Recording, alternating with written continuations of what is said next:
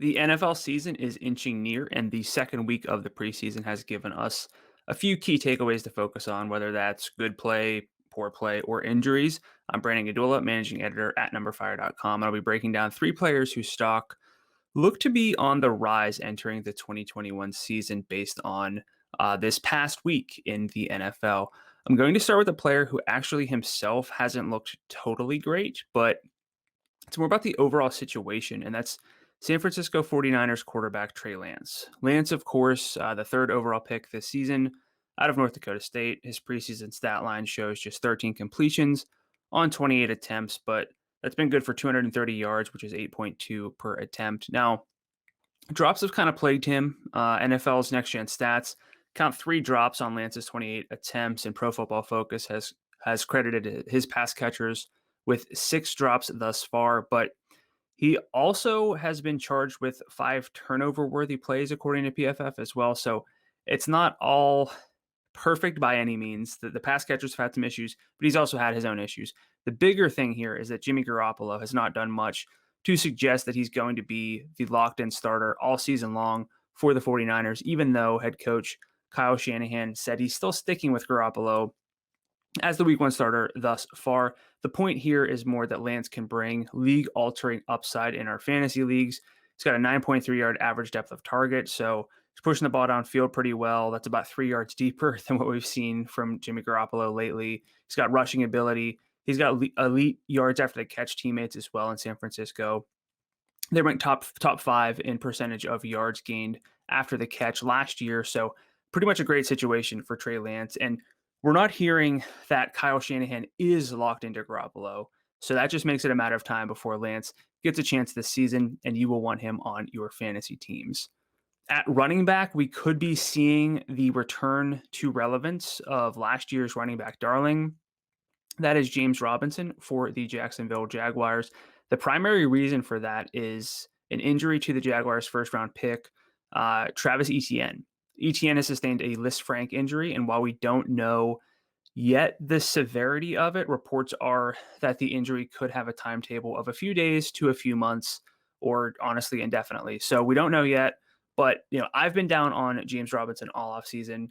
You don't really draft a first round running back who happen to be former teammates with the franchise quarterback that you just drafted first overall and really not intend to play him. So, I was up on ETN, down on Robinson. But if ETN enters the season shy of 100%, Robinson just has a clear path to a primary role in the passing game, and that's crucial. Last season, Robinson averaged 4.3 targets per game, which was a top 15 number at the position. And if you account for the fact that targets are just more valuable than carries from a running back standpoint, from a fantasy standpoint, and you look at things from like an adjusted workload, Robinson had the fifth best adjusted role among running backs with at least 8 games played last season.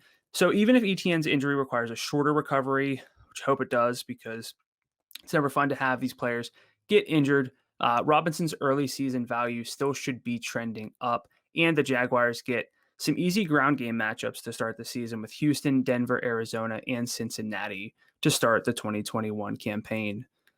The last player whose stock for me is really shooting up is New York Jets wide receiver Corey Davis. Before I reel off some really promising preseason stats for Davis, I will add in the caveat that second round pick Elijah Moore has been limited this offseason with a quad injury, and that Jamison Crowder has been underutilized in the preseason. But let's get back to this really promising stats for Corey Davis. Rookie quarterback Zach Wilson has thrown just 20 pass attempts this preseason, and 10 of them have gone to Corey Davis, who in total has been targeted on 10 of his 13 routes, which is 77%. And no other player with at least 10 routes has been targeted on more than half of theirs. So, I mean, that's a clear cut above. And yes, I understand how small of a sample that is, but two things to keep in mind. Moore and Crowder are going to be more of lower average depth of target slot receivers, and the competition on the outside for Davis isn't that great.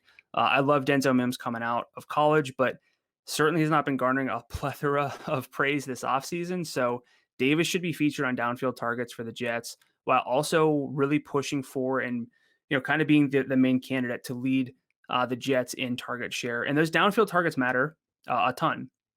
A downfield target, so a target traveling at least 16 yards downfield, is worth about 1.4 times as much as your average receiver target. And if he gets the lion's share of those for the Jets, that's going to matter over the long run. And honestly, through their first 8 games shared last season in Tennessee, Davis was featured more than star receiver A.J. Brown. So Davis really broke out last year, was fourth in the league in yards per route run. There shouldn't be much of a reason he won't be featured for the Jets, who have a win total of 6 even on FanDuel Sportsbook.